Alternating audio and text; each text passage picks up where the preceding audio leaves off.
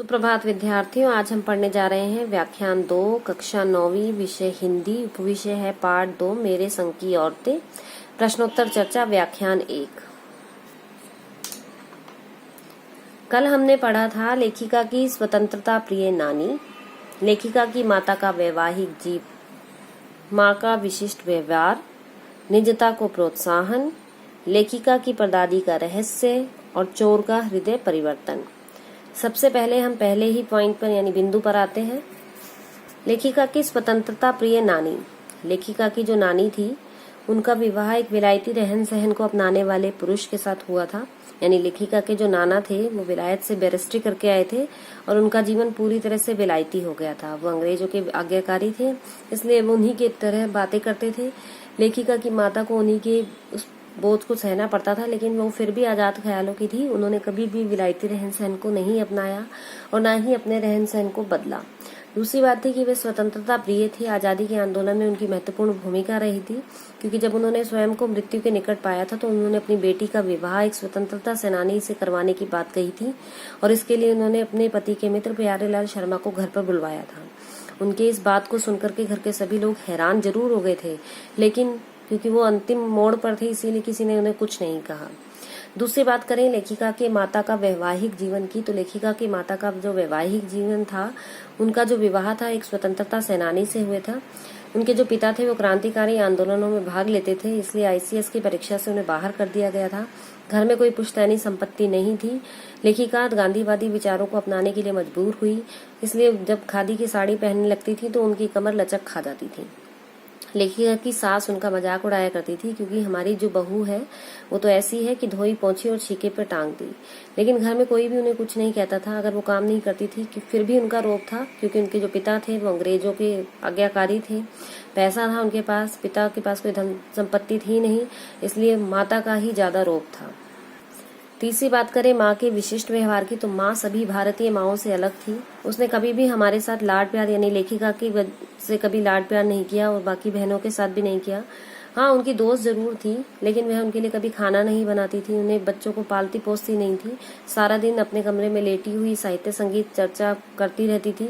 लेकिन उनका व्यवहार बहुत अलग था। वो हमेशा सच बोलती थी, किसी के गोपनीय बात को किसी दूसरे के सामने प्रकट नहीं करती थी, और यही कारण था कि घर और बाहर दोनों जगह वो श्रद्धा की पात्र थी। आगे बात करें निजता को प्रोत्साहन, तो लेखिका के घर में सभी को अपना निजत्व बनाए रखने की छूट थी। कोई किसी को कुछ नहीं कहता था, किसी का पत्र कोई खोलकर नहीं पढ़ता था, और यही कारण था कि लेखिका और उसके 3 भाई बहन लेखन को समर्पित हो गए थे। अगली बात करें लेखिका की परदादी का रहस्य। लेखिका की परदादी ने एक मन्नत मांगी थी कि उनके घर में उनकी पतोहू को पहली संतान लड़का न होकर के लड़की हो। लेखिका की परदादी ने ये मन्नत क्यों मांगी, इसका रहस्य है, क्योंकि ऐसा नहीं था कि उनके घर में लड़कियां नहीं थी। उनके घर में लड़कियां थी, उनके पिता की भी बहन थी, लेकिन उनकी इस मन्नत का रहस्य कभी भी नहीं उठ पाया। उन्हें भगवान से मन्नत मांगी थी कि उनके घर में लड़के की जगह लड़की हो, और यही कारण रहा कि लेखिका को कभी हीन भावना का शिकार नहीं होना पड़ा। बात आई चोर के हृदय परिवर्तन की, तो जो दादी थी परदादी ने चोर के हृदय का परिवर्तन भी कर दिया था। एक बार जब सब घर में रात में गए हुए थे पुरुष, तो जो महिलाएं थी वो जगह मना रही थी। शोर होने की वजह से चोर घर में घुस गया और वह उसी कमरे में जा घुसा जहां परदादी सोई हुई थी। चोर के पैरों की आहट सुनकर परदादी उठ गई और उसने कहा कि कोई कौन? तो चोर ने कहा मैं। तो कहते अच्छा चलो पानी पिलाओ। तो वो कहते पानी कैसे पिलाऊं, मैं तो चोर हूँ। वो कहते चोर है तो क्या हुआ, तुम्हारे और मेरे यहाँ पर अलावा है ही कौन जो मुझे पानी पिलाएगा। तो जब वो पानी लेने के लिए जा रहा था तो उसे पकड़ लिया गया। जब उसे दादी के सामने लाया गया तो दादी ने उससे कहा कि या तो तुम चोरी करना छोड़ दो या खेती करो। तो उसने कहा कि मैं खेती करूंगा। तब से ही चोर का हृदय परिवर्तन हुआ। तो आइए अब आज के आगे का व्याख्यान पढ़ते हैं। लेखिका पर पूर्वजों का प्रभाव। लेखिका माँ के संस्कारों के कारण लड़की होने पर कभी हीन भावना से ग्रस्त नहीं हुई। वह नानी के कारण देश की आजादी के मामले में रोमानी बनी रही। जब देश की आजादी का जश्न मनाया गया तो दुर्योग से लेखिका को टाइफाइड था। लेखिका की जो माँ थी वो संस्कारों से युक्त थी, ठीक है, सच बोलती थी, किसी की बात को दूसरे के सामने प्रकट नहीं करती थी। इस वजह से लेखिका को भी लड़की होने पर कभी हीन भावना का सामना नहीं करना पड़ा। वह नानी के कारण देश की आजादी के मामले में रोमानी बनी रही थी, क्योंकि जो उसकी नानी थी वो स्वतंत्रता प्रिय थी और यही कारण था कि उन्होंने अपनी बेटी का विवाह भी एक स्वतंत्रता सेनानी से करवाया था। आजाद ख्यालों की थी, अपनी मर्जी से काम करती थी। लेकिन जब देश की आजादी का जश्न मनाया गया तो लेखिका नहीं जा पाई थी, क्योंकि लेखिका को टाइफाइड हो गया था। जाना तो चाहती थी, बेशक आजाद ख्यालों वाली थी, लेकिन नहीं जा पाई थी, दुर्योग में दुर्भाग्य से। डॉक्टर ने जश्न में जाने से मना कर दिया था। अब डॉक्टर जो थे उनके नाना के मित्र थे और नाना से भी बढ़कर थे, यानी जितना रोब नाना का था उससे ज्यादा रोब उनका भी था। लेखिका जश्न में जाने के लिए खूब रोई तड़पी। तब 9 वर्ष की लेखिका को उनके पिता ने बरस्कारोम जो नामक उपन्यास पकड़ा दिया। देखो, लेखिका उत्सव में जाना चाहती थी और इसके लिए वो खूब रोती रही, लेकिन तब पिता ने ब्रदर्स कारम जो कि उसको उपन्यास पकड़ा दिया, जो कि बच्चों के ऊपर बाल श्रम से संबंधित था। लेखिका को किताबें पढ़ने की सनक थी, अतः जब पिता उनको छोड़कर सभी समारोह में चले गए तो लेखिका ने उपन्यास पढ़ना शुरू किया। उस उपन्यास में बच्चों पर होने वाले अत्याचारों की गाथाएं थी। लेखिका के मन पर इतना गहरा प्रभाव हुआ कि उन्हें एक अध्याय तो पहली बार में ही याद हो गया। देखो, किताबें पढ़ने की सनक, सनक शब्द का मतलब 2 तरह से होता है। अगर हम बात करें सकारात्मक, तो हमारे देश के जो सिपाही हैं उनमें आजादी की सनक है, और अगर हम आतंकवादी कहें या जो इस प्रकार के अत्याचार करने वाले लोग होते हैं उन पर भी एक सकारात्मक तो नहीं, नकारात्मक सनक होती है कि हमें किसी को मारना है। अतः जब उनके पिता को छोड़कर सभी समारोह में चले गए, क्योंकि पिता भी नहीं गए थे क्योंकि उनको बुखार था, पिता उसे अकेला छोड़कर नहीं जाना चाहते थे, तो उन्होंने लेखिका को उपन्यास जो दिया था पढ़ने के लिए, उन्होंने वो पढ़ना शुरू किया। उस उपन्यास में बच्चों पर होने वाले अत्याचारों का वर्णन किया गया था, बाल श्रम का वर्णन किया गया था, और उस लेख ने लेखिका के मन पर इतना गहरा प्रभाव डाला कि उन्हें वो जो अध्याय था वो एक ही बारी में याद हो गया था, क्योंकि जो चीज हम रुचि से पढ़ते हैं वो हमें हमेशा याद रहती है। लेखिका के सारे लेखन पर यह प्रभाव छा गया, यानी कि लेखिका ने जो भी लेख लिखे वो उससे संबंधित थे, चाहे उनकी कहानियां हो जादू का कालीन, नहीं, 3 किलो की छोरी, कट गुलाब में उनका प्रभाव देखा जा सकता है। यानी उन्होंने बच्चों के श्रम के संबंधित बातें ही उस कहानियों में लिखी हैं। अब आती है लेखिका के भाई बहन की। शायद परदादी की मन्नत के कारण लेखिका और उसकी चारों बहनें लड़की होने के नाते किसी हीन भावना का शिकार नहीं हुई, बल्कि उन सब ने किसी लीक पर चलने से इनकार कर दिया। उन सबसे बड़ी बहन थी मंजुल भगत। इन्हीं के लिए परदादी ने मन्नत मांगी थी। दादी की मन्नत ही थी कि उन्होंने अपने पतोहू की पहली संतान के रूप में लड़का न होकर लड़की होने की मन्नत मांगी थी, और यही कारण रहा कि भगवान शायद उनकी मन्नत रोज दोहराती थी, इसीलिए एक के बाद एक के बाद एक के बाद धरती पर 5 कन्याएं उतार दी थी। और लेकिन फिर भी उनके घर में कोई कुछ किसी को नहीं कहता था, सभी का सम्मान किया जाता था, लड़का लड़की में कोई अंतर नहीं किया जाता था, लड़के और लड़की को समान समझा जाता था। जैसे नानी और परदादी लीक से हटकर चलने वाली महिलाओं में थी, माँ उनकी लीक से हटकर चलने वाली थी, इस तरह सभी बहनों ने लीक से हटकर चलने का कार्य किया, अर्थात लीक पर चलने से इनकार कर दिया। उनकी सबसे बहन जो थी बड़ी, वो थी मंजुल भगत। इन्हीं के लिए परदादी ने मन्नत मांगी थी। शादी के बाद जैन नाम छोड़कर पति का नाम ग्रहण कर लिया और प्रसिद्ध लेखिका बनी। दूसरी कन्या थी मृदुला गर्ग, अर्थात लेखिका स्वयं। इन्होंने भी शादी के बाद पति का नाम गर्ग छोड़कर अपना नाम जोड़ लिया। लोग हैरानी से पूछते थे कि इन्होंने शादी के बाद अपना नाम क्यों नहीं बदला। तो लेखिका की बहन का नाम था मंजुल भगत, लेकिन शादी से पहले वो जैन थी, यानी मंजुल जैन। बाद में शादी के बाद पति का नाम ही ग्रहण किया और प्रसिद्ध लेखिका बनी। लेखिका ने भी मृदुला जैन था, लेकिन बाद में उन्होंने गर्ग किया। अगर बात करें दूसरी बहनों की, तो उन्होंने अपने नाम के साथ अपने पति का नाम नहीं जोड़ा, इसलिए लोग उनसे हैरानी से पूछते थे कि उन्होंने शादी के बाद अपना नाम क्यों नहीं बदला। देखो, उस समय मन्नू भंडारी ने एक आंदोलन चलाया था कि जो लड़कियां हैं वो शादी के बाद अपना नाम क्यों बदलें, क्योंकि जो मन्नू भंडारी थी वो एक प्रसिद्ध लेखिका थी और ये भी प्रसिद्ध लेखिका थी, तो इनसे भी पूछा जाता था कि ये अपना नाम क्यों बदल लिया। उनका मानना था कि नाम में कुछ नहीं रखा है, अगर आपका घर चलना है तो वो आपके बिना नाम रखे भी चल जाएगा। लेखिका की तीसरी बहन थी गौरी उर्फ चित्रा। लेखन नहीं करती थी। चौथी बहन रेणु भी नहीं लिखती थी। 5वीं बहन अचला अंग्रेजी में लिखती है तथा छोटा भाई राजीव हिंदी का लेखक है। इन चारों को उनका सारा खानदान पढ़ता है। लेखिका को ये अच्छा नहीं लगा कि उसके ससुराल वाले उसे नहीं पढ़ते, परंतु बाद में इसके लाभ भी पता चले। देखो, लेखिका के जो बहनें थी उनके सबके अपने अपने अलग अलग नाम थे, ठीक है। लेकिन बाद में लोगों ने कहना शुरू कर दिया था कि आपकी पहले ही 5 बेटियां हैं, अगर उनके भी 2-2 नाम रख दोगे तो घर में 10 तो बेटियों के नाम कहे जाएंगे। इसलिए उन्होंने 3 बेटियों के बाद आगे की लड़कियों के नाम नहीं रखे। ठीक है, बात आती है चौथी और 5वीं, यानी कि रेणु का नहीं बदला गया और अचला का भी नहीं बदला।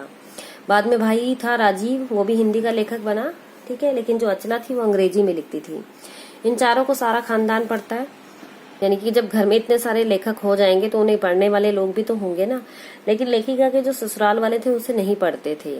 ठीक है, उन्हें लगता था कि ये कोई अच्छी लेखिका नहीं है, लेकिन बाद में इसके लाभ भी नहीं पता चले, क्योंकि जब हम कोई लेख लिखते हैं तो पढ़ने के बाद उसकी आलोचना भी की जाती है। तो घर की आलोचना से तो कम वो बच गई थी ना। बाहर वाले तो जो आलोचना करे तो ठीक है, लेकिन घर की आलोचना सहन नहीं की जाती। और इसका लाभ लेखिका को पता चला कि अच्छी बात है, ये लोग नहीं पढ़ते, इसलिए मेरी कोई आलोचना भी नहीं करते। अपने किस्म की रेणु। लेखिका की 2 बहनें जो लेखिका नहीं बनी, उनसे भी अधिक स्वायत्त और दबंग थी। वे अपने अनुसार जीवन जीना जानती थी। गर्मियों में स्कूल से वापसी के समय उन्हें पिता लेने के लिए गाड़ी भेज दिया करते थे। अचला तो उसमें बैठ जाती थी, किंतु रेणु पैदल आती थी। लेखिका की जो 2 बहनें लेखिका नहीं बनी थी, वो बहुत ज्यादा स्वायत्त थी, अपने आधार पर जीवन जीने वाली थी, दबंग थी, किसी से डरती नहीं थी, अपने अनुसार जीवन जीती थी। गर्मियों में स्कूल वापसी, देखो पिता जो थे वो सामंत शाही स्थिति को मानते थे और नाना के अनुसार चलते थे। इसलिए बेटियों को घर लाने के लिए गाड़ी भेज दिया करते थे। लेकिन जो अचला तो उसमें बैठ जाती थी, लेकिन रेणु जो थी वो पैदल आती थी। उसे लगता था कि सामंत शाही प्रवृत्ति का वो विरोध करेगी, अर्थात उसे नौकरशाही जीवन जीना पसंद नहीं था। वह कहती थी थोड़ा सा रास्ता गाड़ी में बैठकर तय करना सामंत शाही का प्रतीक है, राजाओं जैसा व्यवहार करना होता है। इसी प्रकार बीए की परीक्षा देने के समय भी वह अड़ गई। परीक्षा देने का फायदा बताओ। सभी ने अपनी अपनी तरह से समझाया। पिता ने कहा इससे नौकरी कर सकोगी, शादी कर पाओगी। देखो वो कहती थी कि मैं थोड़ा से रास्ते के लिए गाड़ी में बैठूं, ऐसा राजाओं जैसा मैं रोब नहीं दिखा सकती हूँ। और दूसरी बात कि वो अटल थी, जो कहती थी वो करती थी, क्योंकि बीए की परीक्षा देने के समय में भी वो अड़ गई थी। वो तर्क पर विश्वास करती थी। वो कहती थी कि पहले मुझे बताओ कि परीक्षा देने का क्या फायदा है, मैं तो परीक्षा दूं क्यों, परीक्षा देना क्यों जरूरी है। सभी ने उसे अपनी अपनी तरह से समझाया कि तो पिता ने कहा कि लाओ मैं समझाता हूँ। तो पिता ने कहा कि इससे तुम नौकरी कर पाओगी, शादी कर पाओगी, लोग इज्जत से देखेंगे, आदि आदि। यानी बहुत सारी बातें उसे समझाई गई, लेकिन वो नहीं मानी। अंत में पिता ने आदेश दिया कि मैं कह रहा हूँ करो। तब उसने पिता की इच्छा पूरी करने के लिए जैसे तैसे बीए की परीक्षा पास कर ली। वह सच बोलने में माँ से 2 कदम आगे है, इसलिए उसका सच सुनकर लोग हंस पड़ते हैं। जब कोई कभी उसे इत्र, क्योंकि जब वो नहीं मानी तो पिता ने कहा कि मैं तुम्हें आदेश देता हूँ कि तुम पढ़ो। तब उसने पिता की इच्छा को पूरा करने के लिए बीए पास कर ली। लेकिन वो सच बोलने में माँ से भी 2 कदम आगे है, इसलिए उसका सच सुनकर लोग हंस पड़ते हैं, क्योंकि उसका सच इसी तरीके का होता है। जब कोई कभी उसे इत्र भेंट करता है तो वो कहती है कि नहीं चाहिए, मैं तो नहाती हूँ। ठीक है, अर्थात मुझे जो नहीं नहाते उन्हें इत्र की आवश्यकता पड़ती है। उसकी इस बात को सुनकर सब हंस पड़ते हैं। अब बात आती है दबंग चित्रा की। रेणु जो पहली बहन थी, जो लेखिका नहीं बनी थी, दूसरी थी दबंग चित्रा, यानी जो वो भी नहीं बनी थी। लेखिका की 3 नंबर की बहन चित्रा भी दबंग है। वह मन में आई बात करके ही मानती है। कॉलेज में पढ़ते समय वह खुद पढ़ने से अधिक ध्यान औरों को पढ़ाने में लगाती है, इसलिए उसके अंक कम और उसके अंक अब उसके शागिर्दों से कम आते हैं। शागिर्द यानी शिष्य। लेखिका की जो 3 नंबर की बहन थी चित्रा, वो भी दबंग है। जो कह लेती थी, सोचती थी, वही करके छोड़ती थी। जो मन में बात आ जाती थी वो करके ही मानती थी। कॉलेज में पढ़ाई के समय में अपने आसपास जो उसके छोटे विद्यार्थी होते थे, यानी उससे निचली कक्षाओं में पढ़ने वाले जो बच्चे होते थे, वो उन्हें पढ़ाने में लगी रहती थी। और जब परिणाम आता था तो उसके शागिर्दों यानी शिष्यों के अंक तो ज्यादा आते थे, उसके खुद के कम आते थे। शादी के वक्त भी उसने एक लड़के के बारे में ऐलान कर दिया था कि वह शादी करेगी तो उसी से करेगी। खुद लड़के को भी इस बात का पता नहीं था। समय आने पर उसने लड़के को बता दिया और यह भी कह दिया कि वह जो सोच लेती है उसे करके ही दम लेती है। देखो शादी के वक्त भी उसने ऐसे ही किया था। उसने एक लड़के के बारे में ऐलान कर दिया था कि वो शादी करेगी तो उसी से करेगी, लेकिन ये बात लड़के को भी पता नहीं थी कि उससे शादी का ऐलान कर दिया गया है। लेकिन जब लड़का उसे देखने के लिए आया तो उसने लड़के को बताया कि वो उससे शादी करने की बात पहले ही तय कर चुकी है, और उसने ये भी बता दिया कि जो वो सोच लेती है उसे करके ही दम लेती है। यह सुनकर लड़का भी उसकी बात का विरोध नहीं कर पाया और उसने उससे शादी के लिए हाँ कर दी। परिणाम स्वरूप लड़के ने हथियार डाल दिए और शादी हो गई। सबसे छोटी बहन ने ढंग से पढ़ाई की, पिता की इच्छा अनुसार शादी की। वह लीक पर ही चलती हुई प्रतीत हुई, परंतु 30 वर्ष की उम्र में उसने भी लीक से विद्रोह किया और लेखिका बन गई। देखो सबसे छोटी बहन ने भी यही काम किया। सबसे छोटी बहन थी अचला, ढंग से पढ़ी थी, अर्थशास्त्र में एमए भी की थी और पिता के कहने पर शादी भी कर ली। लेकिन 30 वर्ष की उम्र में उसमें भी बदलाव आया। उसने लीक से हटकर चलने का कार्य किया और वो भी लेखिका ही बनी।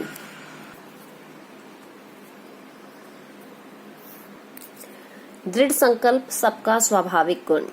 सभी बहनों में लीक से हटने का गुण रहा, परंतु घर, गृहस्थी और विवाह के परंपरागत तरीके को किसी ने नहीं छोड़ा। उनका विश्वास था कि मर्द बदलने से कोई प्रयोजन सिद्ध नहीं होता, घर के भीतर रहकर भी अपनी मर्जी से जी लेना काफी है। देखो बहनों में लीक से हटने का गुण तो था ही, सब अलग से अलग चलती थी। पूरी परिवार की महिलाओं में लीक से हटकर चलने का शौक था, चाहे वो नानी हो, परदादी हो या लेखिका की माँ हो। लेकिन परंपरागत तरीके से जीवन को जीना उन्हें आता था, चाहे वो घर गृहस्थी हो या विवाह के परंपरागत तरीके हो, किसी ने भी उसे नहीं छोड़ा था, अर्थात वैसे ही चलाया। उनका ऐसा मानना था कि अगर घर बसना होगा तो एक ही से बस जाएगा। पुरुष बदलने से प्रयोजन सिद्ध नहीं होता, घर नहीं बसाए जा सकते। घर के भीतर रहकर भी अपनी मर्जी से जी लेना काफी है। अगर आप घर में रहकर भी अपनी मर्जी से जी रहे हैं तो इससे बड़ी बात कोई नहीं है। आप बाहर रहकर भी 10 बातें सुने तो इससे अच्छा है घर में रहें लेकिन मर्जी से जिए। लेखिका शादी के बाद बिहार के एक छोटे कस्बे डालमिया नगर में पहुंची। वहां नर नारी की पृथकता इतनी हावी थी कि पिक्चर में भी नर नारी की जो थे वो अलग बैठते थे। उसी डालमिया नगर में लेखिका ने कोशिश करके कुछ शादीशुदा औरतों को इस बात के लिए तैयार किया। देखो लेखिका को लिखने का शौक था, इसलिए अलग अलग जगह पर जाकर के वो लेखन कार्य किया करती थी। समाज सेवी थी, इसलिए समाज के कार्यों में संलग्न थी और यही कारण था। तो उस डालमिया नगर में जो थे वहाँ पुरुष और स्त्री जो थे वो पिक्चर देखने जाते थे, तो मतलब पति पत्नी भी अलग अलग दड़बों में बैठते थे। लेकिन लेखिका ने उनमें इतना सुधार किया, कोशिश की कि वहां के शादीशुदा औरतों को इस बात के लिए तैयार कर लिया कि वो पराये मर्दों के साथ नाटक करने के लिए तैयार हो गई, कि वे पराये मर्दों के साथ नाटकों में अभिनय करें। उन्होंने 4 साल तक कई नाटक किए और अकाल राहत कोष के लिए धन एकत्र किया। यानी कि जो महिलाएं कभी अपने पति के साथ फिल्में देखने नहीं जाया करती थी, उन्होंने पराये मर्दों के साथ मिलकर नाटक करना शुरू कर दिया। और 4 साल तक लेखिका और उन लोगों ने नाटक किए और बाद में अकाल राहत कोष के लिए बहुत सारा पैसा भी इकट्ठा किया। कर्नाटक में विद्यालय निर्माण। लेखिका कर्नाटक के एक छोटे से कस्बे बागलकोट में पहुंची। वहां कोई ढंग का विद्यालय नहीं था जहां वह अपने दोनों बच्चों को पढ़ा सके। उसने अपने पास के कैथोलिक बिशप से प्रार्थना की कि वे वहां सीमेंट कारखाने की मदद से एक प्राइमरी स्कूल खोल दें। बिशप ने कहा कि वहां क्रिश्चियन जनसंख्या कम है। देखो लेखिका समाज सेवी थी, इसलिए समाज सेवा के कार्यों से वो इधर उधर जाया करती थी। तो एक बार वो कर्नाटक के एक छोटे से कस्बे बागलकोट में पहुंची। जब उसने वहां देखा कि वहां तो कोई पढ़ने के लिए विद्यालय ही नहीं है जहां वो अपने बच्चों को पढ़ा सके, तो उसने वहां के कैथोलिक बिशप जो कि वहां पर चर्च में रहा करते थे उनसे प्रार्थना की कि वह वहां के सीमेंट कारखाने की मदद से एक प्राइमरी स्कूल यानी कि प्राथमिक विद्यालय खोल दें। लेकिन बिशप ने कहा कि वहां क्रिश्चियन बच्चों की जनसंख्या कम है, इसीलिए वो उस विद्यालय को नहीं खोल सकते। लेखिका ने गैर क्रिश्चियन को भी शिक्षा योग्य होने की दलील दी। बिशप ने कहा, आप यकीन दिलाएं कि वह स्कूल अगले 200 वर्षों तक चलेगा। यह सुनकर लेखिका गुस्सा खा गई। बिशप ने कहा, स्कूल खोलना आपकी समस्या है, मेरी नहीं। देखो, क्योंकि उन्होंने कहा था कि बच्चों की जनसंख्या कम है, क्रिश्चियन बच्चों की, तो उन्होंने कहा कि गैर क्रिश्चियन बच्चे भी तो हैं जो शिक्षा लेने के योग्य हैं, तो उन्हें भी पढ़ने का अधिकार है, तो इसी हिसाब से हम विद्यालय खोल सकते हैं। लेकिन बिशप ने उनके सामने शर्त रखी कि यह स्कूल अगले 200 वर्षों तक चलेगा, आप मुझे लिख कर दें। तो लेखिका ने कहा कि कल का पता नहीं है, हम अगले 100 वर्षों की बात कैसे कर सकते हैं। ये बात सुनकर लेखिका को बहुत गुस्सा आया। उसने बिशप से कहा कि स्कूल खोलना बिशप ने उनसे कहा कि स्कूल खोलना आपकी समस्या है। देखो, गुस्सा आने के बाद जब उसने 2-4 बातें बिशप को सुनाई होंगी तो उसने स्कूल खोलने से मना कर दिया। उसने कहा स्कूल आपकी जिम्मेदारी है, आपकी समस्या है, मेरे बच्चे नहीं है, ना ही मुझे उन्हें पढ़ाना है, इसलिए आप जाने और आपका काम जाने। लेखिका ने संकल्प किया कि वह अंग्रेजी, हिंदी, कन्नड़ 3 भाषाएं सिखाने वाला स्कूल खोलकर रहेगी और कर्नाटक सरकार से उसे मान्यता भी दिलाएगी। उसने कुछ सिरफिरे लोगों की सहायता से काम पूरा भी किया तथा उसे अन्य सरकारी अफसरों के बच्चे स्कूल में भी पढ़े। देखो, लेखिका जो थी वो दृढ़ संकल्पी थी, एक बार जो सोच लेती वो करके ही मानती थी। इसलिए उसने वहां पर हिंदी, अंग्रेजी, कन्नड़ 3 भाषाएं पढ़ाने वाला एक प्राइमरी स्कूल खोला, ठीक है, और कर्नाटक सरकार से उसे मान्यता भी दिलाई और उसे पूरा किया। बाद में उसमें उस विद्यालय में सरकारी अफसरों के बच्चे भी पढ़े। इस प्रकार लेखिका ने अपने जिद्दीपन को हर जगह पूरा किया, विशेषकर लेखन के मंच पर। लेखन के मामले में भी वो पूरी तरह से जिद्दी थी। जो एक बार सोच लेती थी वो कर मानती थी। लेखिका के दृढ़ संकल्प ने ही नर नारियों को एक साथ कार्य करने के लिए विवश किया और दूसरी जगह अपने इस स्वभाव के कारण, इस जिद्दीपन और दृढ़ संकल्प के स्वभाव के कारण उन्होंने बच्चों के लिए एक प्राइमरी विद्यालय भी खोला। रेणु की जिद का किस्सा। लेखिका की जिद रेणु के सामने कुछ भी नहीं है। सन 1950 की बात है। एक दिन दिल्ली में एक साथ 9 इंच बारिश हुई। पूरा नगर पानी से लबालब भर गया। कोई वाहन बाहर नहीं निकला। यातायात ठप पड़ गया। स्वाभाविक था कि स्कूल बंद हो गए होंगे। देखो, हमने बात की थी अभी लेखिका के स्वभाव, उसके दृढ़ संकल्प और जिद की, लेकिन उसके सामने लेखिका के सामने की जो जिद थी वो रेणु के सामने कुछ भी नहीं थी। सन 1950 की बात है, जब एक दिन दिल्ली में बहुत तेज बारिश हुई तो पूरा जो नगर था वो पानी से पूरी तरह से भर गया था। कोई भी वाहन सड़क पर नहीं निकला था। पूरी तरह से यातायात ठप हो गया था और स्वाभाविक है कि स्कूल भी बंद हो गए होंगे। किंतु रेणु ने स्कूल जाने की जिद ठान ली। उसे समझाया कि स्कूल बंद हो गए होंगे, परंतु यह कहती है कि आपको कैसे पता। आखिरकार वह बस्ता उठाकर स्कूल गई। स्कूल का चौकीदार उसे देखकर दंग रह गया। घर आने पर सबने कहा, हमने पहले ही कहा था। रेणु जिद्दी थी। बारिश इतनी तेज होने के बावजूद भी उसने कहा कि मैं तो स्कूल जाऊंगी, मैं तो विद्यालय जाऊंगी। उसे समझाया गया कि जब इतनी तेज बारिश है तो स्कूल बंद हो गए होंगे, लेकिन वो कहती कि आपको कैसे पता कि स्कूल बंद हो गए होंगे, क्योंकि आपने जाकर देखा थोड़ी है कि स्कूल बंद हो गए। आखिरकार वह बस्ता उठाकर स्कूल चली गई। वो मानी नहीं, अपनी जिद के कारण वो चली गई। स्कूल का चौकीदार भी उसे देखकर हैरान रह गया। इतनी बारिश होने के बावजूद ये लड़की कैसे आ गई। बंद था विद्यालय, इसलिए जो रेणु थी वो घर वापस आ गई और जैसे ही घर आई तो सबने उसे कहा कि हमने तो पहले ही कहा था कि विद्यालय बंद होगा। तो इस पर रेणु बोली, स्कूल बंद था तो मैं वापस आ गई, इसमें आपका कहना कहाँ से आ गया। सब उसे कहने लगे होंगे कि हमने तो कहा था स्कूल बंद था। तो उसने कहा कि स्कूल बंद था तो मैं वापस आ गई, इसमें आपका कहना कहाँ से आ गया कि आपने कहा होगा कि स्कूल बंद है इसीलिए स्कूल बंद हो गया। वो तो बंद हो था इसीलिए मैं वापस आई। लेखिका को लगता है कि उस दिन रेणु के अकेले स्कूल जाने में कितना रोमांच हुआ होगा। सचमुच अकेलेपन का मजा ही कुछ है। देखो, लेखिका को लगा कि जब रेणु इतनी तेज बारिश में वहां गई होगी, वहां से वापस आई होगी, उस भरे हुए नगर में, पानी से लबालब भरे हुए नगर में से अकेले सुनसान सड़कों पर आते हुए उसे कैसा, जिस रोमांच की उसे अनुभूति हुई होगी उसका तो मजा ही कुछ और है। अर्थात जिस अकेलेपन का लेखिका की बहन रेणु ने आनंद लिया होगा उसका वर्णन करना मुश्किल है, क्योंकि अकेले रहकर जो आनंद की प्राप्ति होती है वो किसी के साथ काम करने में या किसी के साथ रहकर नहीं हो सकती। तो ये था हमारा पाठ मेरे संग की औरतें, जिसमें आपने लेखिका व उसके आसपास की औरतों के विषय में पढ़ा। तो आइए अब इससे आगे चर्चा करते हैं। प्रश्नोत्तर के माध्यम से समझने की कोशिश करते हैं कि लेखिका स्वतंत्रता आंदोलन देखने क्यों नहीं जा सकी थी। क्यों नहीं जा पाई थी बेटा? लेखिका स्वतंत्रता आंदोलन देखने इसलिए नहीं जा सकी थी क्योंकि उन्हें टाइफाइड हो गया था। लेखिका के पिता ने उसे कौन सी किताब पढ़ने के लिए दी? लेखिका के पिता ने उन्हें ब्रदर्स कारामजोव पढ़ने के लिए दी थी, जो कि बाल श्रम की समस्या पर आधारित थी। लेखिका और उसकी बहनें कभी हीन भावना का शिकार क्यों नहीं हुई? क्योंकि उनकी परदादी की मन्नत का असर था। ठीक है, उनके माँ के संस्कार थे जिन्होंने कभी भी उनके अंदर हीन भावना को नहीं आने दिया। घर में लड़के और लड़की में कोई अंतर नहीं किया जाता था, सबको समान समझा जाता था। ये भी एक कारण था। देखा लेखिका के भाई बहनों में से कौन कौन लेखक बना। देखो लेखिका खुद थी, उनकी बड़ी बहन मंजुल भगत थी, और फिर अचला जो अंग्रेजी में लिखती थी, और उनका भाई राजीव। बाकी रेनू और चित्रा नहीं लिखती थी। रेनू छुट्टी के बाद गाड़ी में बैठने से क्यों मना कर देती थी? क्योंकि उसे ऐसा लगता था कि इस तरह से गाड़ी में बैठकर आना सामंतशाही होने का प्रतीक है।